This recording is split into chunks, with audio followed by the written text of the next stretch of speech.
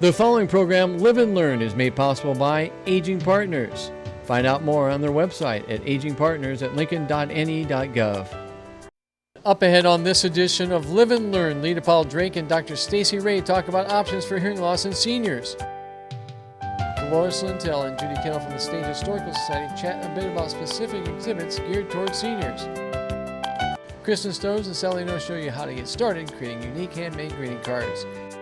And Tim Francis introduces us to Pioneer's House, an affordable living option for seniors. That's all straight ahead today on Live and Learn. I didn't hear you. What did you say? Would you repeat that? Listen up. We're going to be talking about hearing loss in seniors, and 2/3 of us over the age of 70 have hearing problems. We have an expert with us today who's going to tell us about the symptoms, some of the things that we can do, and maybe encourage you to seriously look at your hearing loss. Dr. Stacy Ray from our wonderful Barkley Speech, Language, and Hearing Clinic at the University of Nebraska East Campus is here with us today, and she is a mistress on the subject of hearing and speech loss. So with the numbers of people age over 70, tell us what are some of the symptoms, Dr. Ray? Well, some of the symptoms would be feeling like people are muffled, asking people to repeat themselves, having to turn up the television, just feeling like people aren't talking clearly. So well, all those kids mumble. You know, especially do. the little girls, you know. Well, why don't those kids speak up? They just mumble all the time. Right, and that's a big symptom of hearing loss, and it's something that you should get checked out. And I understand that men wait even longer than women to admit that they have a hearing loss. They tend to, although on average, all individuals wait about 7 to 10 years. It does seem that men seem to wait until it's more severe before they go for help. Why do you suppose that is? If you figure out that's the $1 million question there. I think it's just the same in all healthcare, though. Yeah. Men tend to wait longer to go to the physician if they have any kind of a physical disability. So I think it's the same with hearing. Well, at what point then, when we realize that we're not hearing as we should be hearing, when is it time to go and get checked? Actually, I encourage anybody at the age of 50 to go get a screening. And it's just a good idea, as it is with anything. You want to get a mammogram, you want to, get blood work done. It's the same thing. You should at least have some kind of a screening test to make sure that you don't have hearing loss. Once it's been determined that you don't, it may be every 3 to 5 years that you have to go. But if it is determined that you do have hearing loss, I always recommend yearly or every 2-year full audiological evaluations. And you're talking about starting with your family physician. Absolutely. I do encourage people to talk to their family physician. I think it's very important for people to have that gatekeeper of everything medical related. Well, he or she must make a prescription, though, for you to get it done, right? If you're on Medicare, okay. If you're on Medicare, it is required at this point that you have to get a referral from your primary care physician. But Medicare is not paying for this. Medicare is not paying for hearing aids. But it will cover it does. Evaluation? It will cover the evaluation as long as you have a referral. Even if it doesn't cover all of it, it'll cover the majority of it most times. And if you have a secondary insurance, it's rare that you have to pay anything out of pocket. Okay, good. So start with your family doctor. Yes. If you're saying, hey, what'd you say? Or I know that I'm really turning up the television set. Whoa. Yes. Okay, we're going to show you the changes, the dramatic changes in hearing aids because you probably remember your grandmother, grandfather with that great big black unit that Body was hearing in the pocket, and turning it up and hearing that whirring sound, turning it off and saying, I can't hear, and then taking it off and putting it in the drawer and saying, this is terrible. Absolutely. Tell me about the changes. There have been a lot of changes, particularly because of the digitization process. Where The other was analog. analog. Now we're moved analog. to digital. And analog was one of those where you heard the whistling. Yes. They would turn their hearing aids up so they could hear and then have to turn it down because it would whistle, and it was really hard to find a balance. And a lot of those hearing aids ended up in the drawer or only used for certain situations, like if people went to church or the theater or something like that. So we really want people to be able to get hearing aids that they are going to use. It's going to be just like you put your glasses on in the morning and take them off at night. Same thing with hearing aids. Isn't it interesting that we're comfortable with glasses? I mean, Yes. everybody just wears them. You get to Yes. a certain age and you need them, but there's a hesitation with hearing aids. There's a stigma that's still associated with hearing aids. However, I do see that that's changing. Oh, good. I do see that that's changing. People are coming for assistance, wanting to get hearing devices when they're a lot younger than what they used to be. So I think I'm encouraged by that. And some of the technology, the way the technology has changed, has really helped with that as well. And you're going to enjoy this because we brought some samples of the old hearing aids Yes. and what's Yes. happening right now. Now, I'm going to hold these up, and so you can kind of get an idea. Now, tell us about this one. Yes, well, that's an old analog behind the ear hearing aid. That device would sit behind the ear, and then there would be a tube with a piece that goes in the ear. That right there is very similar to a hearing aid my son wore when he was 17 months old. Big, bulky, and that was about 20 years ago. Why would your son be wearing a hearing aid at age 17? He is profoundly hearing impaired, and that's From what got birth? me into. From Yes. So shortly thereafter, he was very ill as an infant. So this is what was available to him because he had a severe hearing loss, and it was hard enough to just keep it on his head. And I think that's what a lot of people tend to think about hearing aids, are their big, bulky hearing aids. All right, and here's another example. Yeah, now. How has and, this changed? And that, if you can tell, is much, much smaller. We have smaller earpieces that kind of blend in. This would be someone that may have a rather severe hearing loss that might need something that goes behind the ear. However, it's much smaller and definitely easier to keep behind the ear.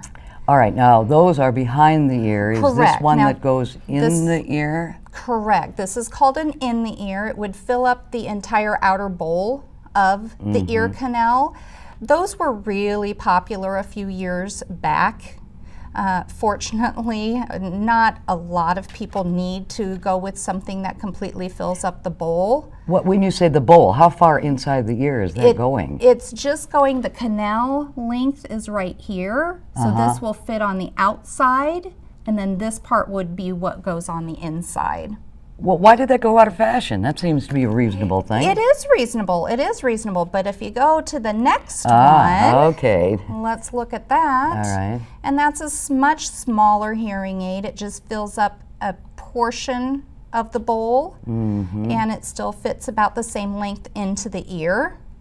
So we could now get more amplification, better hearing options for those people who need it without having to get something so large in their ear. Now, here's something really small. Yes, that's a very, very tiny hearing aid that fits down deep in the canal. Not appropriate for every individual. That's something that is an option for some individuals, but if you have a significant amount of hearing loss, then it may not be an option. Well, how would you get that's so small? How would you It get is that out of your very, ear? very small.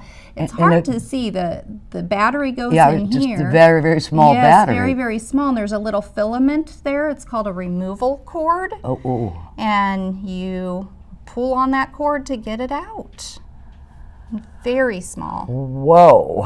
So okay, you know, people that there's that still don't a want stigma. anyone- You there don't is want still anybody to that know they're wearing hearing aids. Exactly. There is still that stigma, and that's why there's so many different options for people. But what I encourage people is to not think about what it's going to look like.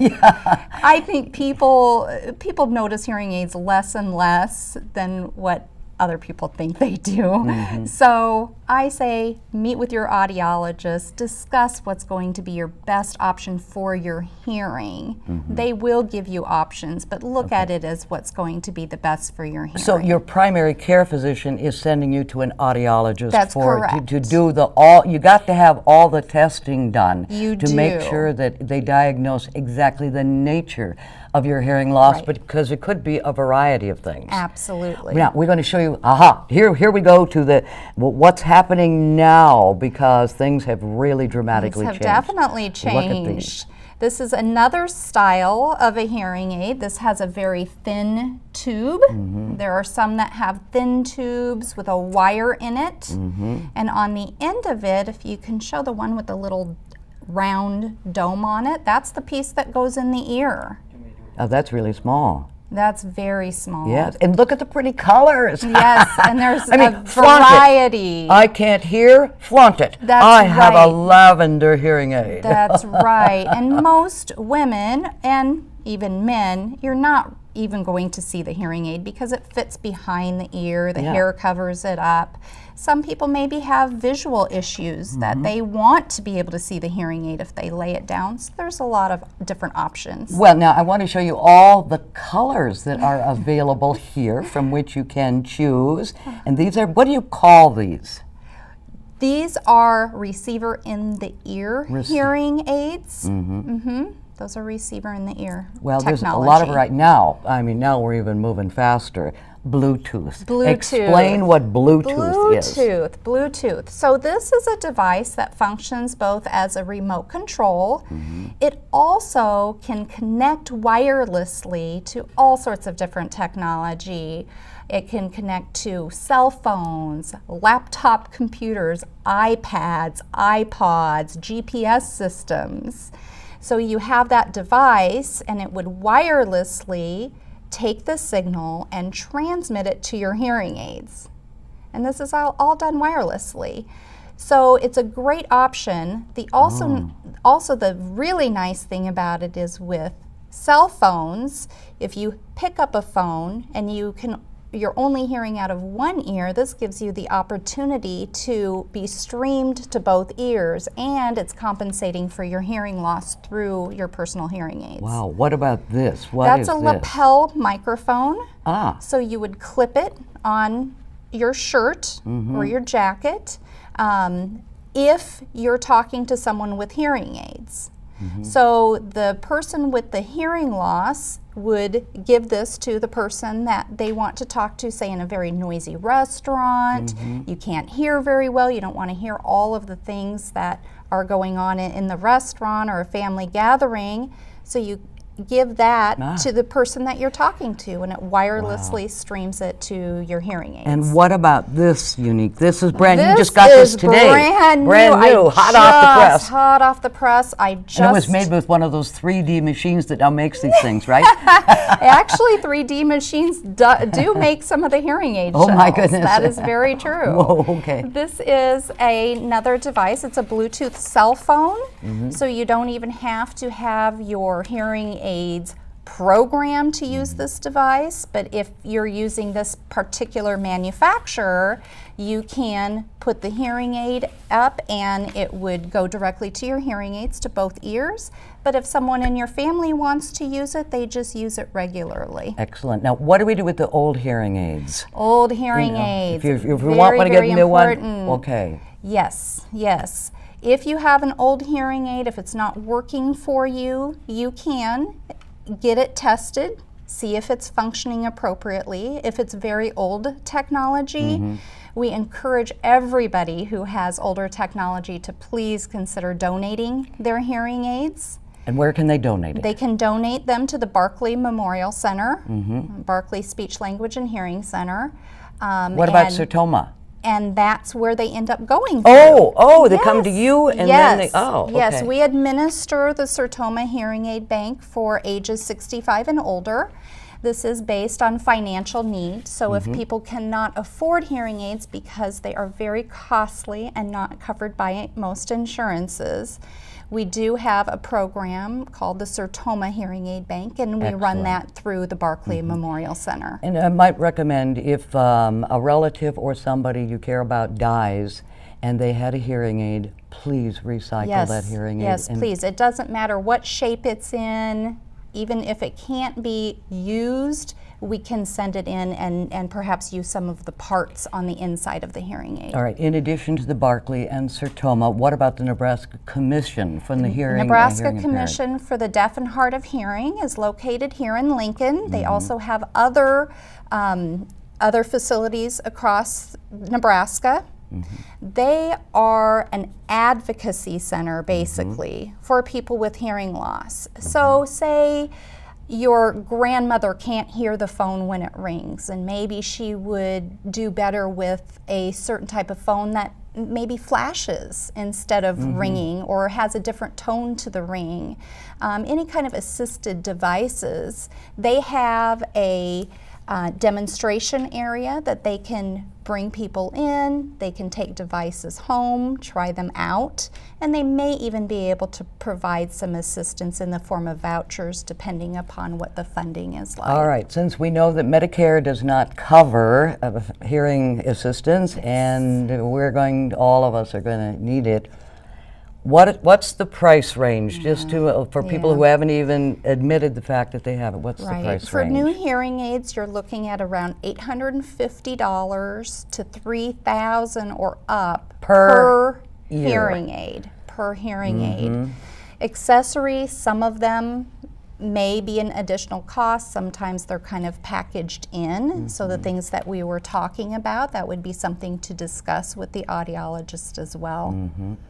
And we want to caution you about maybe the big box stores announcing, we've got hearing aids for you for $240, you know, and then you go in and buy those, and what is the cautionary tale, Dr. Well, Ray? the cautionary tale is, if it sounds too good to be true, sounds good, yeah. It probably is. And oftentimes what we hear is, oh, they're giving free tests, they're giving, buy one, get one free. We'll buy you a dinner, too, if you come and buy our hearing aids. Buy you a dinner. Exactly. And the thing I caution people about is oftentimes if you walk in and you say, I want that hearing aid, you may be told that that isn't appropriate for you anyway. So what you see on a picture in an ad may not be appropriate for you. So you have to build a relationship and a trust with the individual you go to and decide if this is going to be the most appropriate device for you. So ask questions, ask lots of questions. Talk to people who have hearing aids, who've gone to audiologists and whom they can recommend. And she knows whereof she speaks, since her son is profoundly deaf, and you have from a baby until now gone through every single phase. I am so glad that you are in audiology. Thank you. Dr. Stacy Ray, Professor of Audiology at the University of Nebraska here in Lincoln, the Barkley Speech and Hearing Clinic, Speech, Language and Hearing Clinic on the East Campus. Thank you so much. Thank you so much. It's a pleasure. You're providing a marvelous service for a lot of people. So much. And Live and Learn is going to be right back after this word. What does Medicare cover? How can I afford to keep living in my home? When I need help with house and yard work, who can I turn to? Why am I so tired? Am I eating right? Should I exercise? Where can I go for answers to my questions about aging? Aging Partners is the place to call when you have questions on aging. Our experts are here to help you with unbiased answers for you or your loved ones. Aging Partners, we're only a phone call away. Welcome back. We have a gem in our city that I want to talk about today. It's the Nebraska Historical Museum at 15th and P Street. And my guest today is the museum educator, Judy Keetle. Welcome to Live and Learn. Nice to see you today. When we stopped and talked the other day, I was just amazed at what's available down there. So this is an opportunity for the folks in Lincoln and surrounding to find out what's going on down there. So tell us briefly a little of the history. Where are you located and how you got started? Well, we are the Nebraska History Museum is part of the Nebraska State Historical Society, which was founded in 1878. So we've been around for a long time. 140 years. Yep, Okay. very long time. We didn't have a home for a long time, and then we moved into the University of Nebraska Library, which is Architecture Hall today. We were there for a while. They were in the Capitol for a while. And in 1953, our headquarters, which is now our headquarters building, it was built at 15th and R Streets. Okay. And many of the Historical Society functions still happen at the headquarters building. Okay. But in 1984, well, in the early 80s, it was found to be there was not enough room for a museum there, too, the three-dimensional pieces of Sure. history. So Okay. the Historical Society, the legislature appropriated money to buy the old Elks building, if you remember it, 15th and Yes, P. I remember that. So in 1984, it became the Nebraska History Museum. Okay. And what are the museum hours? We're open every day of the week. Okay. Monday through Friday, we're open 9 to 4:30, and Saturday and Sunday, 1 to 4:30. Okay. And the admission charge? There is no fee. It No is admission free. fee. It's free, so come on down. Yes, absolutely. Tell us some of the things that you have as an ongoing basis. I know you have the brown bag lectures. Can you talk a little about Right. those? We have the Brown Bag Lecture Series every third Thursday of the month. We have an interesting topic. In July, on July 18th, we will have Jim Potter talking about the peculiar set of men, the Nebraska Cowboys on the open range. Interesting. In August, we're going to be talking about the 1913 tornado that happened in Omaha. Okay. Catherine Bebo will be talking. So there's always an interesting topic about some certain event or time period in Nebraska's history. And people can just come down there and show Right. up and just then- show up. Don't have to Okay. register. Just bring, and if you'd like to, bring a sack lunch and Okay. enjoy your lunch and a good speaker. And it runs for about an hour. About an hour, right? Okay. And they also then are shown on Channel 5 the Okay. following month for many times, and then on YouTube. Okay. And they're accessible through our website, the Nebraska History Museum Okay. website. So you have Grandparents' Day. We will be having every month during the school year, we have what we call a free family workshop, Okay. where we invite families to come to the museum and just spend a couple hours. They're usually on a weekend from about 2 to 4, and we invite families to come and just enjoy a couple hours together. Sure. We usually have craft projects they can Okay. work on. We sometimes have entertainment for them, like we did an Irish festival one time and had the Irish dancers here in Oh, town that's come. interesting. But this September, we're going to have Grandparents' Day is going to be our Okay. focus, and that's on September 8th, Okay. Sunday, September 8th from And 2 you'll to have 4. a program already planned? and- Yes. Okay. Yes, we'll have information about how Grandparents' Day got started, the history of Grandparents' Day, and we'll have projects for grandparents and grandchildren, and parents can come too. Certainly. to Okay. enjoy time together. Okay. It's also a great place for history buffs, people who are working on their Yes. family history or yes. genealogy. Yes. What are some of the things that are available there? Well, that would be at our headquarters building over on 15th and R. Okay. That we say we store the flat things over there. Okay. Like manuscripts and documents, newspapers, photographs, things like that. So if you're interested in genealogy and looking into your family history, you would want to go to the headquarters building Okay. at 15th and R. And they are open all day on Saturday, All 8 to right. 5. So, and then during the week, of course. And there you can actually view the documents. Are they on Yes. film? And Yes, some are on Okay. microfilm, some are books you can actually take off the shelf and look Okay. at there. You can make copies. If you're, in fact, if you're a member of the Historical Society, you can make copies for free, which is a huge Yeah, if you're- savings. yeah, So if if you're you're- really into genealogy, it'd be very wise to join the Nebraska State Historical Society. Right, okay. You also have some interesting things here talking about history. Would you like to go through some of these that we Yes. have? I brought some things along today that kind of are representative of some of our continuing exhibits. I brought a moccasin here, which is from the First Nebraskans exhibit. It's a great example of how Native people would use porcupine quills to decorate their clothing and materials. early on, and then once the European traders came, beads were introduced into their society. So then they started doing beadwork. So this is from the first Nebraskans exhibit. Okay. We have one called Nebraska Joins the Union. It covers 1803 to 1867. And this is a collar. We let on a tour, we let people try this on. It was very difficult to wash clothes in those days. So you would put this over the man's shirt collar so you didn't have to wash you the wouldn't shirt have so to often. wash the shirt. Right. Pretty clever. We have an exhibit called Building the State, which talks about statehood, 1867 through about 1916, and we have a slate that is representative of how kids would learn in school. Okay, that was like our tablet, or what would now be the computer. Right, exactly. Yeah, Today there would be an iPad. Yeah. In the old days they would have a slate. Okay. You also have a nylon stocking. I have a nylon stocking. We have a World War II exhibit that talks about what people in Nebraska were doing as well as people fighting overseas. So we have a stocking with a seam in it. With a seam in it from the World War II era. And also a service flag. Yes. This in World War II, and today you even see some of these. If you've got a soldier serving from your family, you would hang this in your window, and the gold stars represent people that have lost passed in the war, and the blue stars represent those that are still serving. And this actually was one that we made in a kids class. We do have kids classes too. Yeah, I remember those. Yeah, World War II was very vivid. And tell us about the doll. And then we also have several short-term exhibits. And this is a Terry Lee doll. Some of you might remember, your viewers might remember that Terry Lee dolls were made in Lincoln, Nebraska in the late 40s, early 50s. And they just found the molds again, and they're making dolls again, and we are selling them in the museum shop. I see.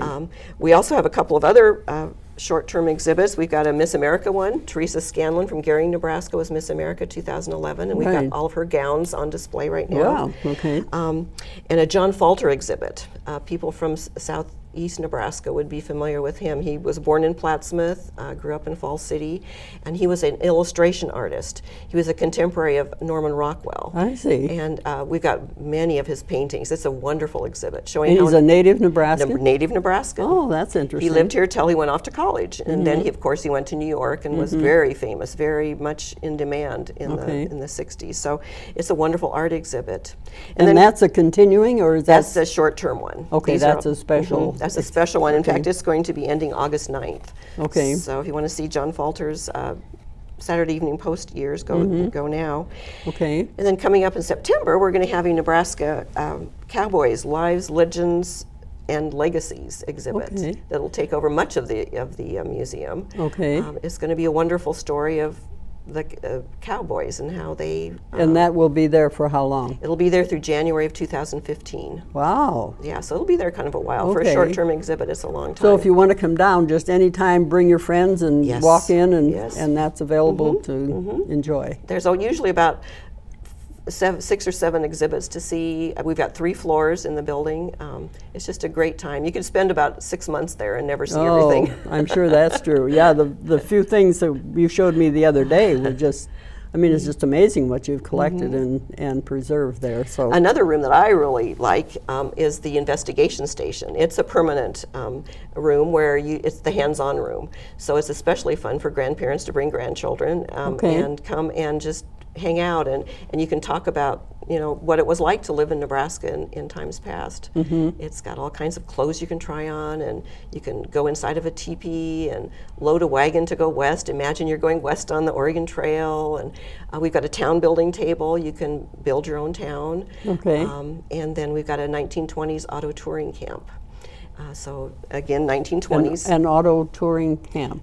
Yes, in 1920s, people were just starting to get automobiles, and there weren't highways. The roads were just dirt roads, And so we've got a duster to try to wear as you're driving your car because it was dusty. They didn't have windows, and so they didn't want to end up where they were going with looking all dirty, so they had dusters, and we have actual 1920s dresses for the young ladies to try on. So that's a step up from the old buggies. Yes, yep. Not much of a step, but a step. The latest technology. People throughout history have always used the latest technology. Like you pointed out, today kids are using iPads in school. equivalent to slate the old was the yeah. latest technology at that time in history. Yeah. Okay. Well, and I understand you also have connection with the OLLI classes. Tell me how that works and what you have available. OLLI is our classes for people. It's through the University of Nebraska. You register through the Right, University of it's the OLLI, Nebraska, yeah. the OLLI program. But we have had, in 2011, we had a class that was called This Amazing Place We Now Call Nebraska. We went through most of the exhibits and just spent 6 weeks talking about Nebraska's past. And then coming up in July 10th and 17th, we are going to have a class that focuses on the John Falter exhibit. Okay. So you'll learn how that exhibit was put together and then be able to go through the exhibit. And the curator of that exhibit, Deb Arns, will be telling about how that came together. And that's all available under the OLLI Right. classes. You register Okay. through the OLLI department Okay, for and those. how do you schedule a tour if you have a group of interested people? Okay, and we schedule tours for families.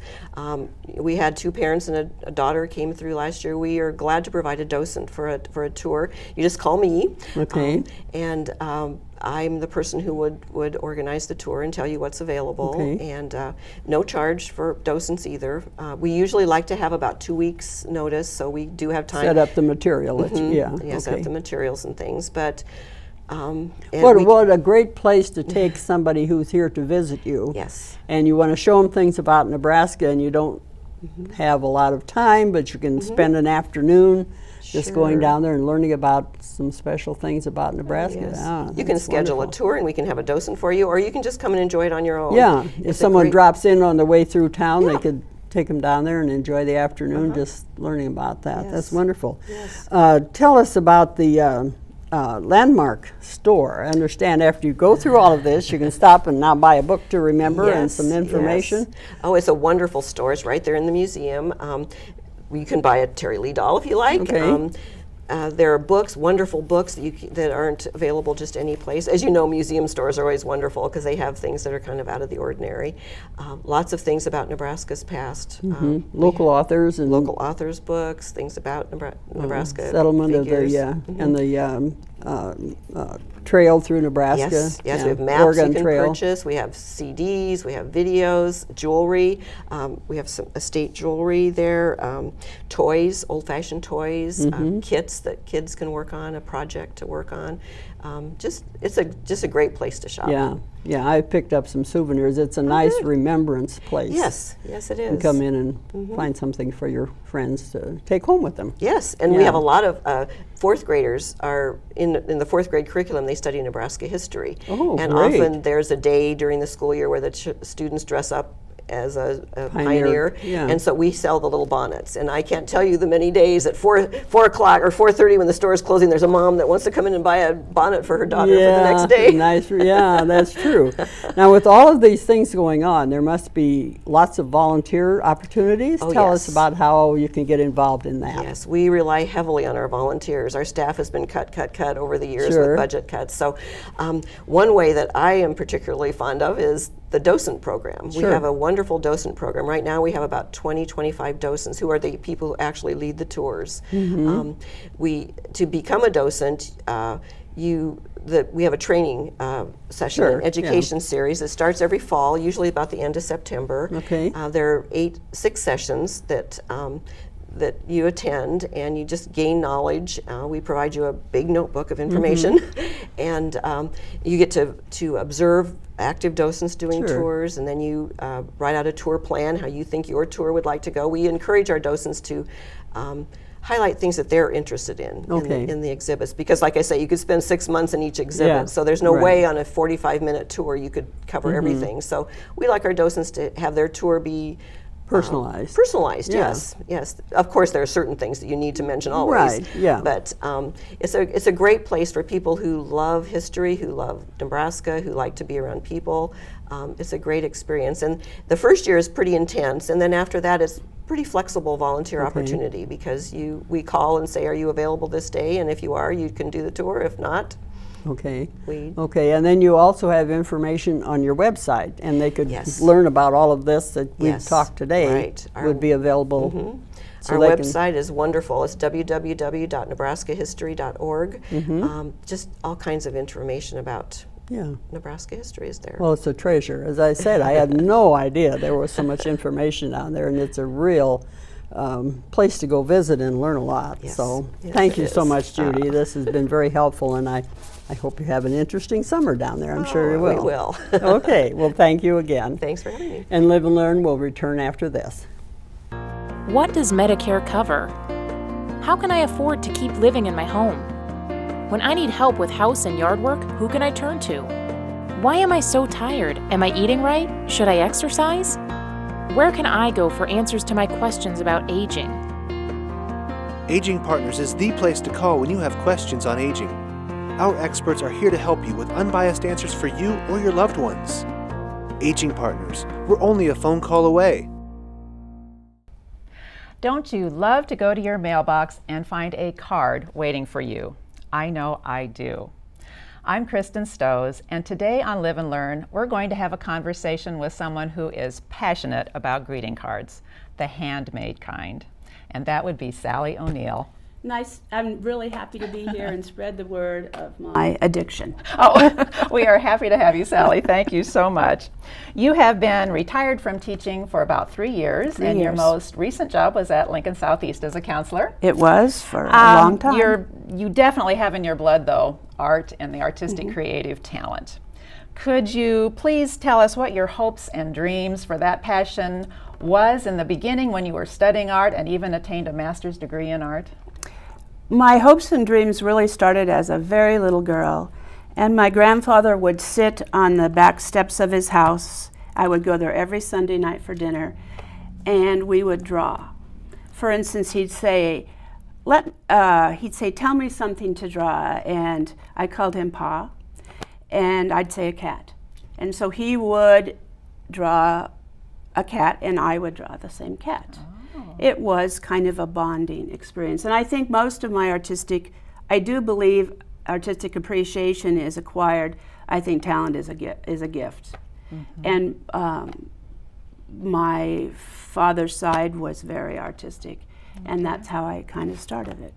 But instead of using art as a profession, you started a teaching career, and you used your art more as a creative outlet and a way to unwind and relax. Exactly. And I had my kids. I had my kids when I was slightly older, and after they would go to bed, I could stay up till 1 or 2 and still get up and be happy and face the day if I had time to do something creative. And at that time, I was working on my master's, so that was a nighttime activity. This is not what I would call fine arts, but it is a creative outlet that a lot of people can do because they don't have to draw the picture. The pictures, are there, but are you there have for the you. creation in mind. But you have to think of how you're going to do it. Sure. Well, we are going to start viewing some of the beautiful cards that you have brought with you today, and I'd like to have you tell us when you started making greeting cards. I started this maybe 10 or 11 years ago with a friend. And it started out by just going to Ben Franklin's and buying stamps like this on a wooden block. Okay. And that is how we started, and our cards were hardly sophisticated. But we had fun, and everyone that I sent them to, or if I made a birthday card, I was giving a gift that I made. Yes. And I think that cards, letters, all that is disappearing from the scene because we have computers and we can send e-cards, e-messages. And how many birthday hellos have you gotten on the computer? Exactly. A lot. That's right. And you've got e-cards that move and jump and do all that, but no one took the time to make it for you. Yes. And I think people enjoy getting a card like this little kid card. Okay. I made that. I can put happy birthday in there. And it's big, and the things are big, and they know their cars, and they are excited about that. They don't have to read anything. Sure. This one's for a birthday card for a little girl. little. and then fun I thing. put happy birthday inside. But you don't, it's like a gift. I mean, I think if my family and my friends like to get those cards, so I'm giving more than just a card, I'm giving a gift.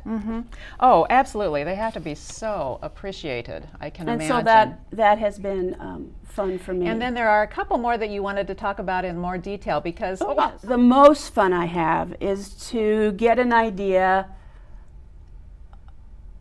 and see where it goes. And these nests, I worked maybe 3 or 4 days on deciding how I wanted to do this. I love birds, and so I did the background as a piece of paper that I bought, I see. and then I stamped different sizes of feathers, and I cut them out, which is more tedious than I like to do, but it was fun. That would be a lot of work. And then the nest and some different eggs. And it took me a while to decide how I wanted it to be, and I knew I wanted it to open from the side. Uh-huh. And then I left this blank because I didn't know what kind of message I was going to put on there. And it was fun. And I sometimes spend a couple hours finding a composition that I like. It isn't always that it just comes to me. Sure. And that's the artistic part of it for me. And you don't have to be an artistic person to make cards. I mean, you can see it on, if you look at the lid, I'm sure that there might be ideas. You can find ideas on Pinterest. But for me, it's a challenge to get it to go together. Sure. Sure. And the bows that never stay. Well, Sally, do you sell your cards? I have sold them. I did a fundraiser for Bo Pelini, and my sister-in-law, of course, was in charge of it. And so I donated the cards, but people bid on the cards, and it made money for the foundation. And then my name got out, and I do sell them. Okay. These were cards I did for the Bo Pelini deal. Oh, fun. And they're not all, of course, a football player, because I'm not good at that. But I used red in that theme. And min cards are really not that easy for me. They're a little tougher for some Right. reason, the themes. The themes, and I can't put sequins on it. I can't put bling, so it's a little bit harder. But I found a truck stamp. That's and wonderful. I could use that, and finding paper, and this worked. I love Nebraska. Oh, the big red theme you can't go wrong with. And you know, the purses, and the inside, you can't read it. It says, with the right accessories, I can do anything. And this, you know, I could use these. And this would be anybody, just because it says touchdown doesn't mean it has to be Sure. a Go Big Red card. Yeah, absolutely. But that is the fun. You can take something a lot of places. You could use that as a birthday touchdown for a boy. Absolutely. Yeah, wherever your creativity takes you, it would work. Well, I know that you did bring some card making materials with you today, and you're actually going to start making a card while we continue our conversation. What materials do you like to use? Well, markers are my love. However, I will talk about this when I do it. You do not have to color in things like I do. Okay. I mean, I was a color book freak when I was little, so I like to color. Sure. An example, if you can get this on, this is a little sample. I didn't color any of this. Oh, I see. It's all paper and ink. Okay. You have to have the ink. Uh-huh. And so it wasn't colored at all. Okay. And the shapes I cut out with punches, which I didn't bring because they're heavy and big, but you can punch things out of paper with a punch. And many stamp sets come like this. There's a punch that matches. I see. But it's more money in the Sure. copper. So I bought this stamp set because I have a lot of guys in my family, but it's not easy to find guy stamps. Okay. And so you have to have, for these, this has a hard surface so I can just go like this. All right. These are flexible, Oh, okay. and a little less Interesting. expensive. Okay. And so, first of all, I have to stamp them on a piece of paper. And what kind of ink do you use? This is water-based. Water-based. Okay, I wondered. It comes off your hands, yes. And they get old, and they sell ink that just in a little bottle that you squeeze on and refresh it. So, you know, it's not like I... Ah, okay. So you actually apply the ink to the stamp, not Right. the stamp to the ink. Exactly. Okay. And I'm very hopeful that this just goes easily. And all you do, I don't place this anywhere specific because I'm going to cut it out. I see. It'd be different if I wasn't. Okay. So you just press down. And there And you have it, There you have your the design. design. And I was going to do for this card I'm making, I know I have it here. Oh, here it is. I was going to do 3 things that I was Okay. going to cut out. So we hope that it goes well. It's not like I do it right every time, but you know, the stamp just is always there. Sometimes it misses some marks It's along the mi- way.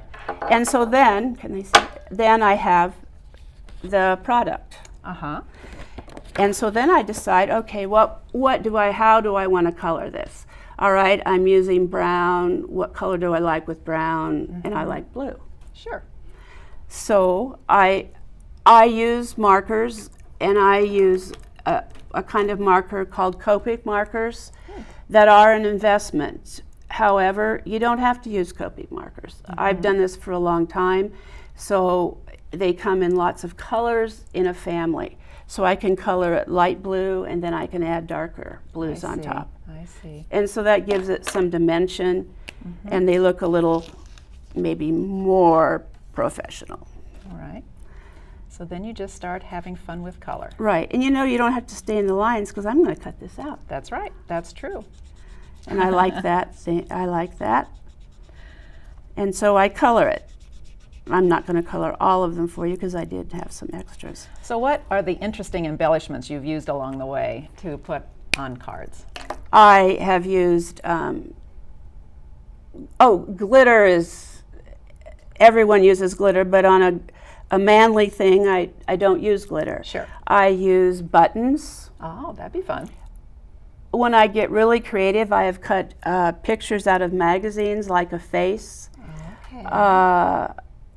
I made a birthday card for my dad recently, and I had an old photo of us, the 4 of my brothers and sisters, and I stamped trees, and then I put us in the trees.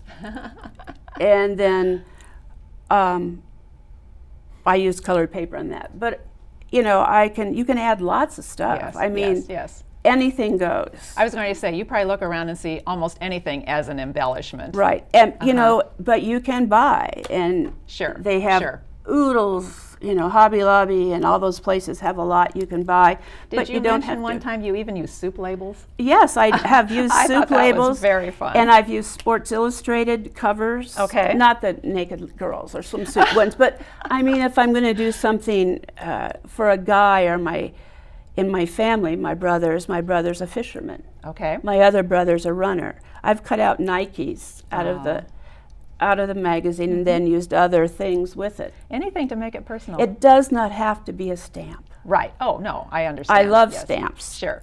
But you can do But it you can without do many investing other things oodles without of the money stamps. in stamps. Do you like to write sentiments in the card, or do you prefer to leave them blank, or? It kind of depends on who I'm giving it to. Birthday is easy. I have 10,000 birthday stamps. Okay. The anniversary card I'm making for you today, I have an anniversary stamp, but I couldn't find it. That's So all right. I put something else there, and then What other things or topics inspire you to create a card? I think the most fun ones are when someone does something and I find out about it. because it's non-expected, Yes. and I can do something really off the wall, and I kind of like off the wall. But I wouldn't go off the wall for my dad or a grandma or those things.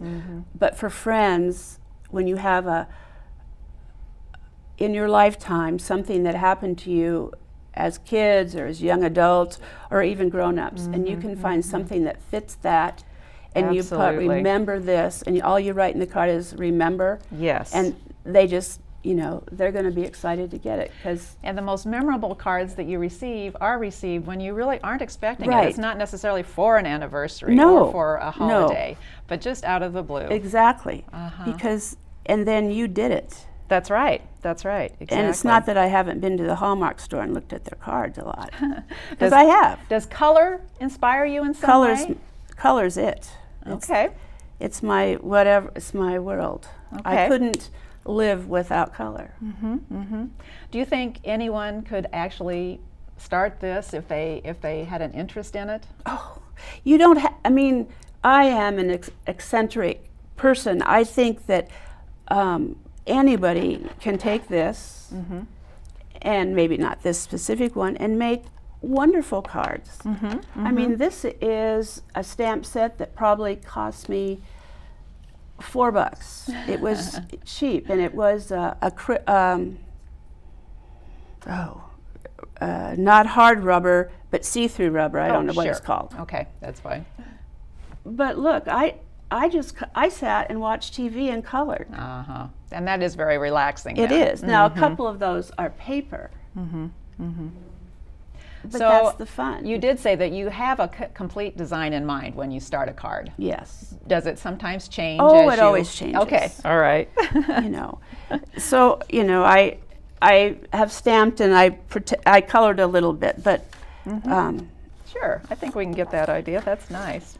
but then I didn't do these in the same color, but then I'm done. I try to do it so I can give dimension. Like Oh, I I colored see, that sure. light yellow, and this is a darker yellow around the tie. And definitely the shoe pops. And the shoe. So I try to do that, and that is just taking me time. Yes. It isn't Yes. like you start out that way. The watch I had a hard time with because I didn't like it being all one color, but I didn't really want to cut and paste. And Well, but the sepia tone just Yeah. brings it. so I don't know. I didn't want to very cut and antique. paste whatever. So I did a few other So, different Sally, things. let's reiterate. What are your thoughts on the importance of sending a physical card? It's because it shows you care. You took time. Even going to Hallmark, I would say you spend 10 minutes looking for a card. I might spend 30 minutes making my first, if I made more of these, I might spend 30 minutes to an hour. But when I send it and you get it, you're excited because it's one of a kind. Right. And if you're a good friend, I took the time and I cared. Well, I know when I receive cards, they get displayed for quite some time, and I keep enjoying them. And I even a Hallmark, I leave them on my counter. Certainly. And Certainly. years later, I still have some graduation cards Oh, yes. from high school Oh, and yes, we tend to wedding keep cards and baby cards. And I have learned, though, from moving my dad to the landings that we don't want to save our whole lives because we have nowhere to store it. Yes, But cards are little. that's right. So now, do these cards take a little bit of special care if you're going to mail them? Oh, a big deal. Okay. And it's become bigger. Yes. I used to be able to mail any card. Oh. But the more I put on it, the more the mailman doesn't like it. And they have a little thing at the post office, and it has a little opening. And if your card goes through there, it goes for regular postage. Okay. If it doesn't, you have to add stamps. Oh gosh, yes. So this would go through, this one really would go through. Uh-huh. That would go through. I think these would go through. Okay. But they can arrive undamaged. Yes. Yes. Okay. And That's I important. have also put them in bubble envelopes sometimes. So I'm really careful what I do Okay. put on them. Do you do custom work for people?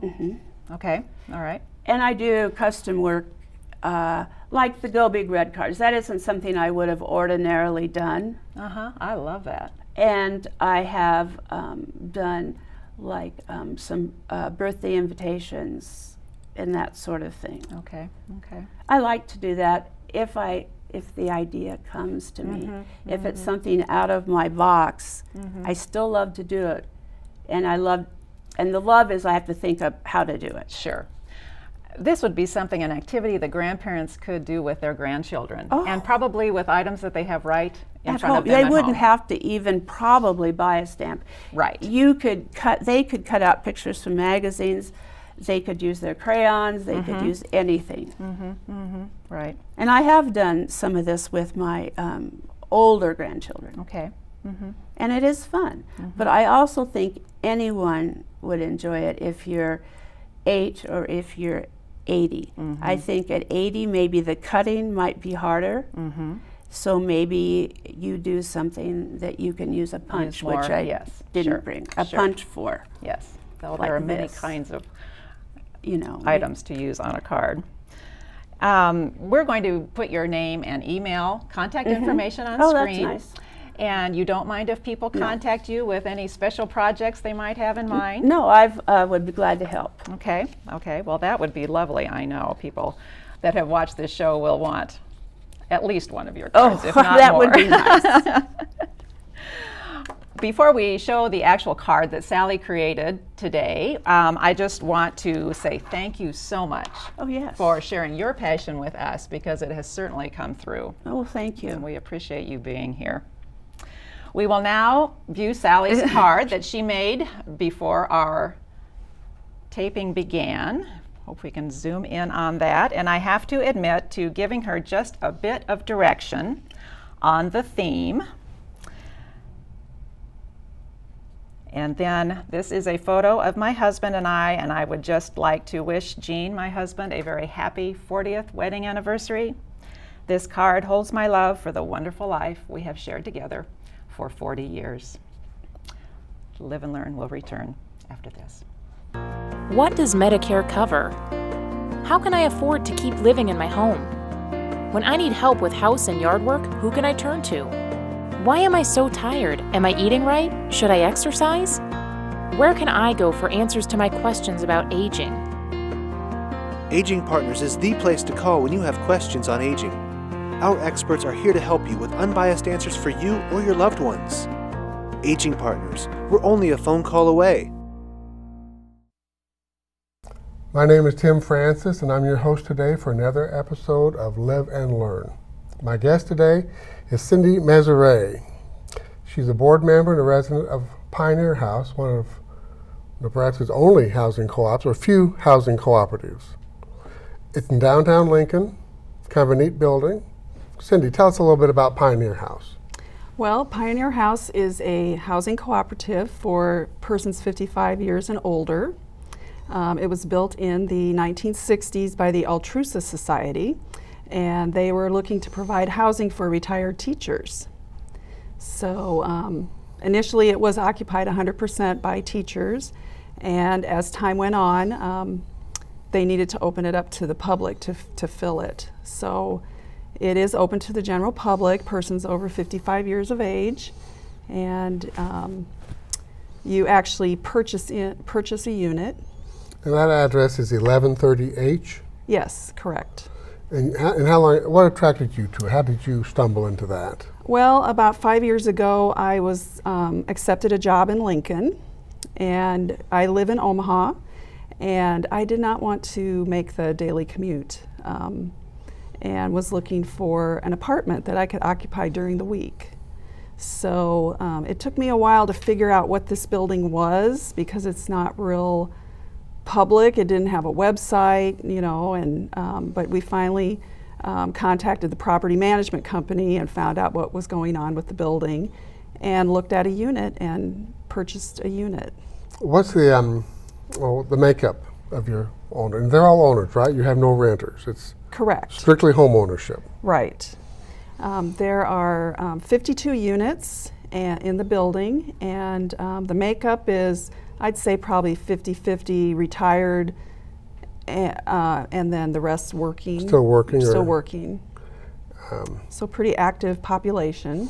And you have, tell me about a unit. How many bedrooms, how big roughly? Well, there are some studio units available. I have a one-bedroom unit that's about 600 square feet. They're a little bit smaller than like the regular floor plan, but and then there's two-bedroom units with one bath, and some people have combined units, a one-bedroom unit with a studio to create a two-bedroom, two-bath unit. So there's a monthly assessment fee that is, in my opinion, is very reasonable compared to rent, and it includes cable. Parking is only $10 a month. You know, there was just a lot, all of the utilities. So it includes your heating, your cooling. Correct. Cable. Real estate taxes. Correct. Includes your taxes. Yes, and you know, you can deduct those real estate taxes on your income tax at the end of the year, and also the people qualify for homestead exemption. So that reduces it even further. So that could reduce their real estate taxes, yes. And it's managed by a commercial real estate company. Correct. So you have maintenance requests and things like that. Who takes care of that? We have the property management company, and because we have boiler system and we have used more of a commercial building property management company, and you submit your work orders and they're picked up daily and worked on in a reasonable amount of time. And there's no charge to the resident unless it's something special that they want done to their unit.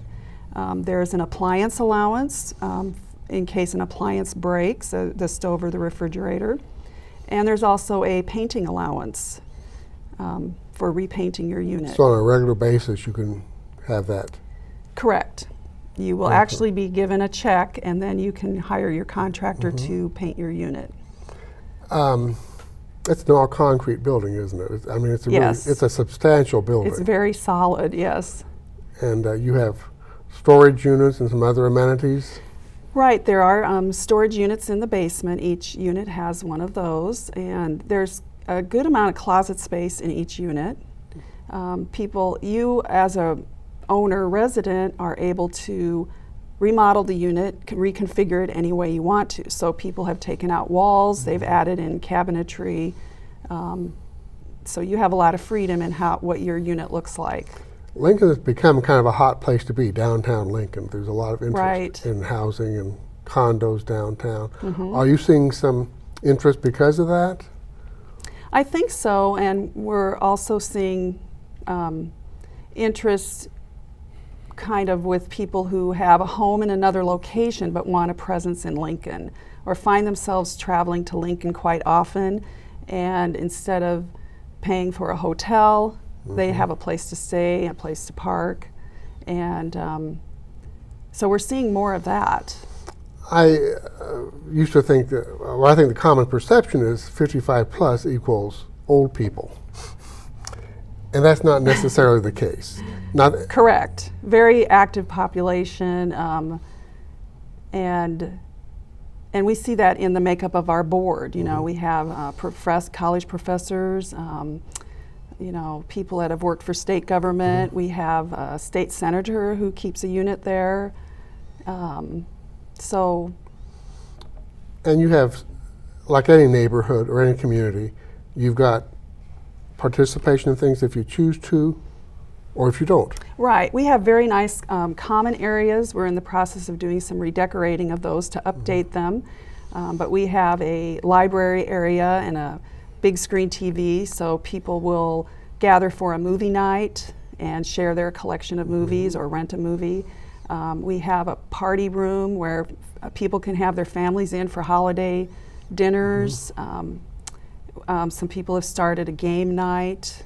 We had some Spanish classes because one of our residents is a retired professor from Hastings College, and so we do a variety of those types of things. Well, and don't you own a unit also for a guest suite that as an owner? Correct. We have a one of our studio units we set aside as a guest suite, and that comes in really handy, and there's just a nominal charge of $10 a night to rent that.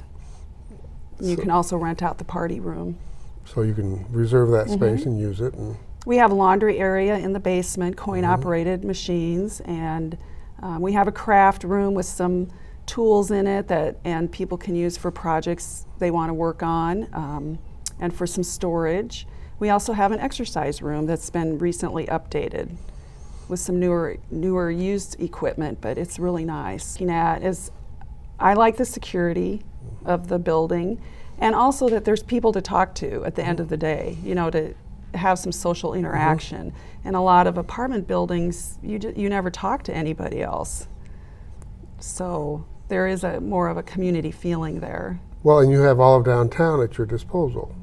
Right. If you want to do restaurants or go to the campus or Right. the arena or Yeah, it's just, you can walk or it's just a short car ride. And we also have the Star Tran is very handy, the shuttle. And,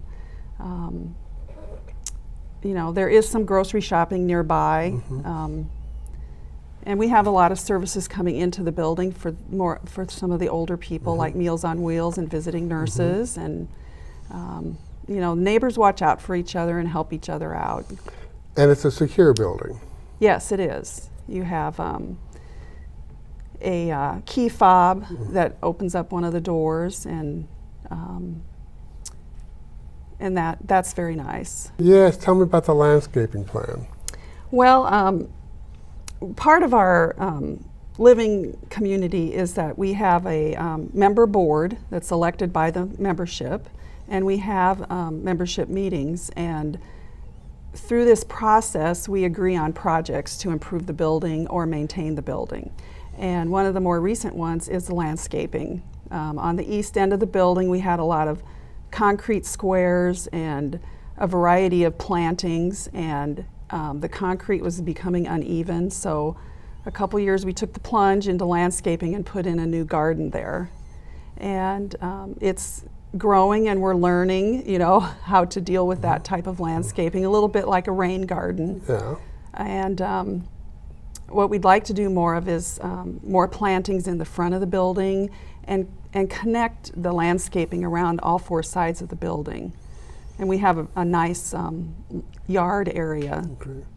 So, Well, you're kind of on the buffer between Everett neighborhood and downtown Lincoln, so you yes. can go a few blocks to the south and you're in residential, And then just immediately to the north, and it's more commercial with Lincoln Mall. Yeah. and easy access to the State House, City County building.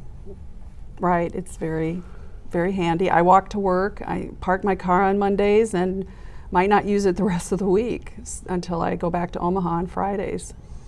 So it's been fun for my husband, to come down to Lincoln and get to know Lincoln. I only knew Lincoln as going to Memorial Stadium. So it's been really educational for me to get to know another community. So. Well, you've had an active role in shaping the board and doing things with it. Right. We've worked hard to recruit a variety of background experiences. One of our board members is an architect, and that really helps us out with professional advice. And, we want to keep it affordable, and so it is a big decision to spend money. But we have a very good financial position. What's the typical price range for units?